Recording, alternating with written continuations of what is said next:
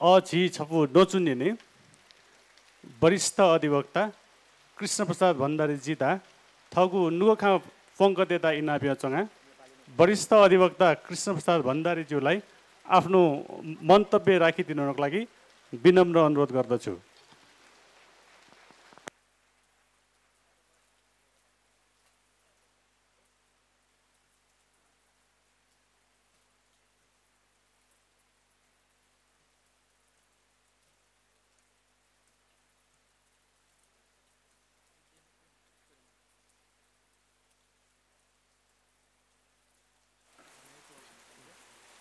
मेरो तर्फबाट हार्दिक युक्त सम्मान गर्दछु।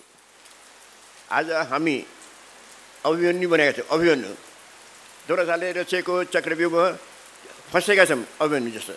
त्यसैले हामीले बडो होसियारी बडो बुद्धिमानी काम गर्नुपर्छ। यो चक्रभित्र हामी फँसेका छौँ, त्यहाँ निक्ल्न वहाँ कठिन छ। अभिमन्यु मानियो तर हामी नमरौँ, यही अनुरोध गर्न सुरु गरेको। म बताइदिन्छु कस्तो हुँदछ अभिमन्यु चक्रव्यूह। 1999 सालमा 90 सालमा म महासभामा थिएँ। हेर्दा हेर्दै सबैले ढल्यो। हेर्दा हेर्दै कस्तो चक्रव्यूह रचनाकारहरू रहेछन्, सबैले ढल्यो। त्यही हालत अहिले सहरका विभिन्न देशमा छ। बङ्गलादेशले हेर्नुहोस्, हसिना राम्रै स्थिति पुरा पनि ढलायो।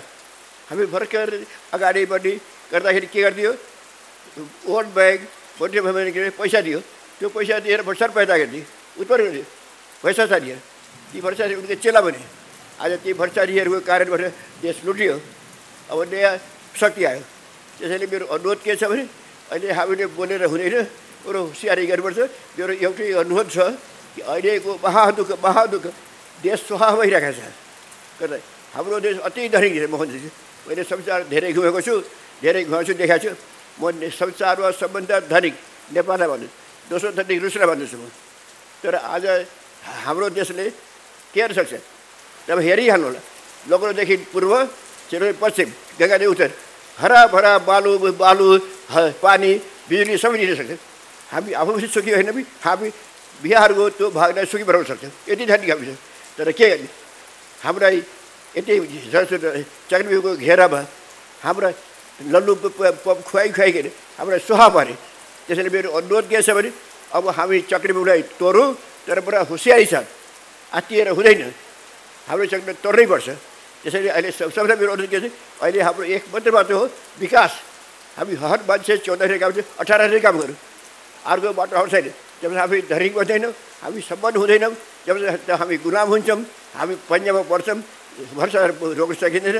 त्यसैले अनुरोध गर्छु कि हामीले सबभन्दा एउटै काम अहिले गरौँ। हामी चक्रव्यूहभित्र परेका छौँ, विकास गरेर यो चक्रव्यूह तोडौँ। यही अनुरोध साथ 2 शब्द बिताउँछु। धन्यवाद। धेरै धन्यवाद वरिष्ठतम अधिवक्ता कृष्णप्रसाद भण्डारीजीलाई। वरिष्ठ अधिवक्ता कृष्णप्रसाद भण्डारीजी एकको